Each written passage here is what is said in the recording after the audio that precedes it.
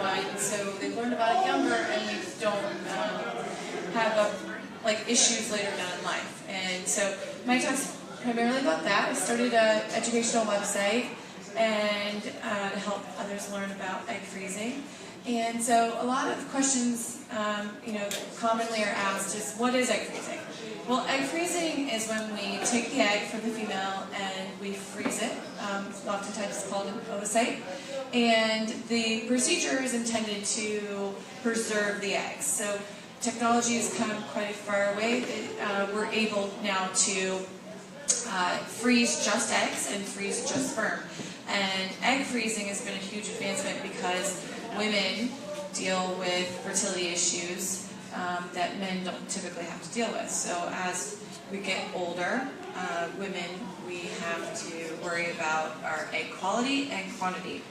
And so the American Association for Reproductive Medicine approved vitrification, which is fast freezing, and that really was a game changer for egg freezing.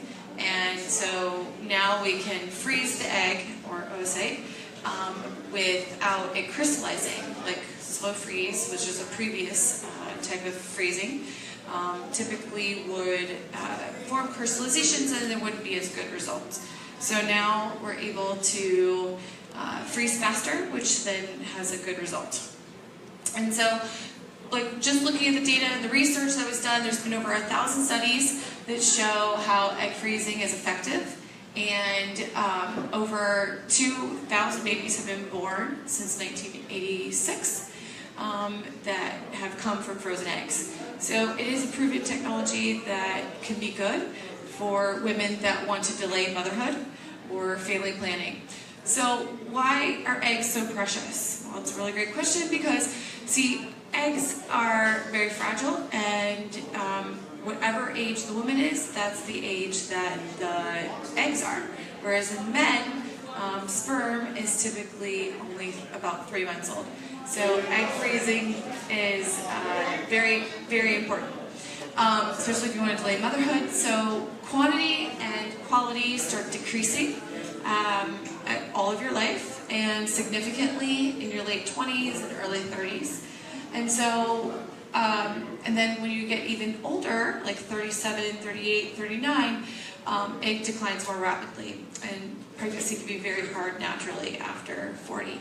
So we just want to give you the best chance for parenthood, and women can delay, that want to delay childbearing issues, like for whatever reason, right? So maybe it's because they're pursuing their education, or perhaps they have a really demanding career, or maybe they just haven't found their parenting partner or their life partner that they want to do egg freezing, or do parent with. So egg freezing is a great option for all of those individuals. And so if you freeze younger, that is actually better, but there's like a cost scenario that you want to consider. So here's just some suggested statistics to make it the most efficient. You know, an ideal age would be that early 30 range. Each egg that's frozen has between 2 to 12% chance of becoming a viable live baby. So that's a really long process from start to finish to get to the actual birth and the healthy child. But if you think of each egg, or about a dozen it takes to get to one baby. So it kind of helps you figure out how many eggs you need to freeze. Just some statistics, an average cycle is around 11 eggs that could be yield. Now that number can change based on how well you perform with your medications. The number of women that froze, there's some old statistics out there. I mean, they haven't really reported back some newer statistic dates, but over 5,000 women froze in 2013, and this is 99 births since 2013, but now we know there's been quite a few more. So if you go to experience.com, you can see lots of other women's stories about their journeys to parenthood or their family planning options. And both Louisa's story and Elizabeth Carr's story are on the site as well. And so you can check that out. But really it just takes one good egg. So if you can plan for the future and allow some thoughtfulness, just like you plan for your retirement or your 401k or your career, if you think about family planning younger, it can be very beneficial down the line. So here's how you can reach me, and thanks for your attention and time today.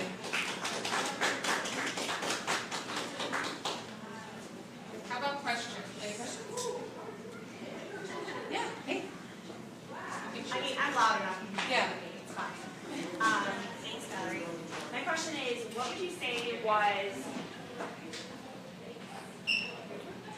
say the biggest surprise going through the experience was for you? Like something that you didn't expect, both positive or negative, or one or the other?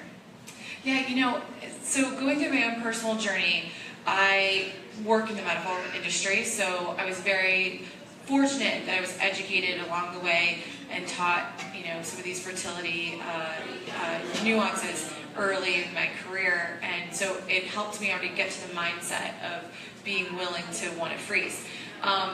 When I actually started taking the hormones is probably when I think I was the most surprised about the whole journey, because I didn't know how the hormones were going to affect me. And I know that's a lot of worry for like most individuals, like, oh, I don't know how I'm going to feel in these hormones. And, you know, egg freezing really is just IVF without the F. You know, we're going through the first half of the journey, and so when I started taking the hormones myself, I felt very emotional, I felt very bloated. I just didn't feel like me 100% of the time, but that's how you know it's working, right? So the follicles were growing and being stimulated, and I was getting good responses. So I think that for most women, that's why I started experience.com, is so they can see other women's journeys to their parenthood and how egg freezing affected them. And so that way you can kind of hear other people's stories and not just my own, or hear from your friends, or maybe someone that's doing IVF, which doesn't really apply to an egg freezer as much because you're not trying to do the other half of egg freezing. You know, egg freezing is just the first half of the two-step process. So, you know, I just really wanted to encourage women to take this time for themselves to protect their future and at least give themselves more options and opportunities for a family.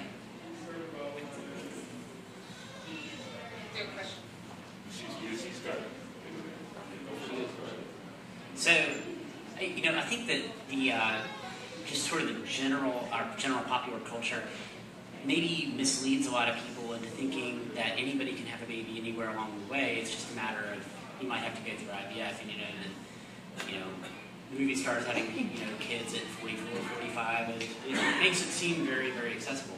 And I think part of the challenge that we see as docs is that perception clearly isn't reality, right?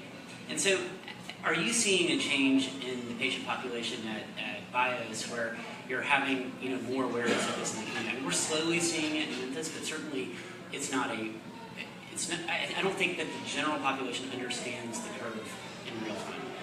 Yeah, no, this is a really good question. So I do think that when you're really close to the source, like as physicians, you're seeing a very the same circle of demographics. As working in the medical industry and kind of having that knowledge level, but being very connected to my demographic in that early 30s, and thinking about how we want families in the future, and kind of talking to my girlfriend group, what I'm finding, or the women that I'm even reaching out to that are willing to tell their stories, egg freezing, you know, no one told us that our fertility declines. And so the general public is very deceiving because we see, you know, the pop stars and the celebrities having children at 50, for example. And you just kind of wonder, like, how is that possible? And so I think that when we talk about egg freezing, it helps you understand that you could be your own egg donor someday, and you can be an older parent, but that it just gives you all the risk factors included in that. So, you know, the celebrity aspect really does kind of mislead or shape how the general public thinks about egg freezing. That's why education is so important.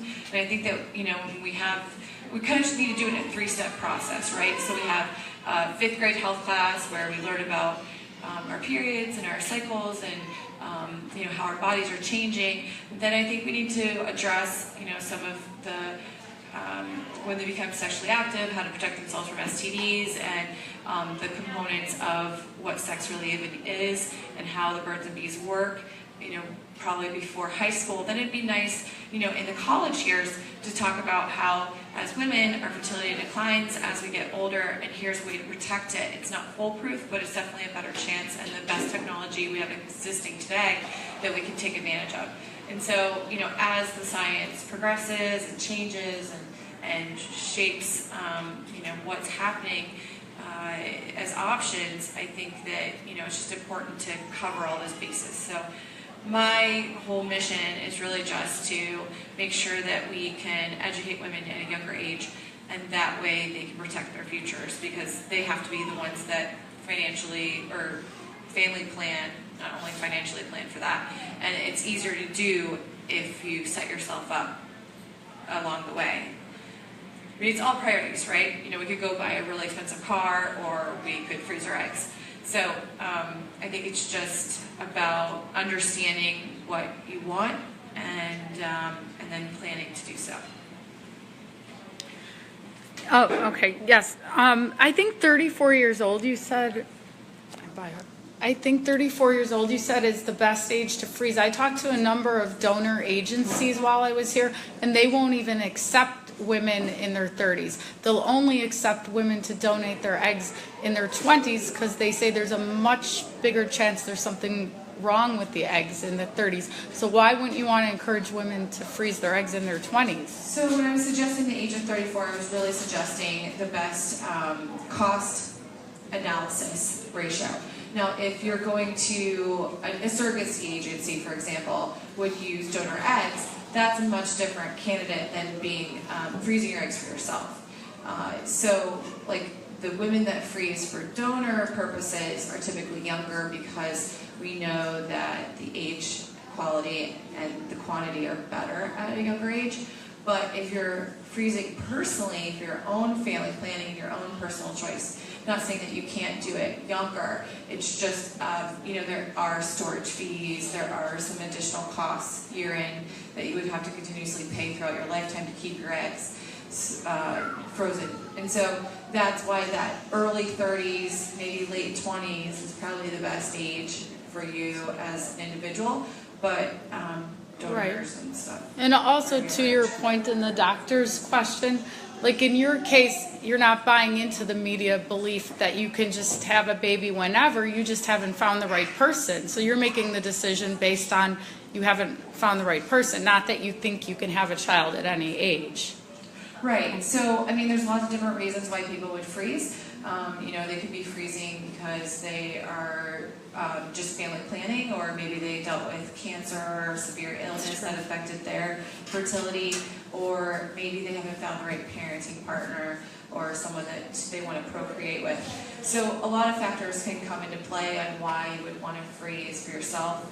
I think that the celebrity world kind of makes having children, we'll just do IVF and kind of throw it in a bucket. Like, they just, that's why all the twins are here and there's multiples and people are having IVF done. But I think it's about the education to start off in the beginning to know that your eggs have a shelf life. And unfortunately, as women, there is a gender gap. And so it's important to preserve that fertility if you want to become a parent and have your nose on your kid's face. And you don't have to use an egg donor. You can be your own egg donor. So really, it's just about the education of that and teaching them how to have it all. You really want women to have it all. You can have a career. You can have, the society's changed where you can be very flexible to do what you want in life, and maybe that's travel. Maybe that's delayed parenthood. So egg freezing is a great option to help with that.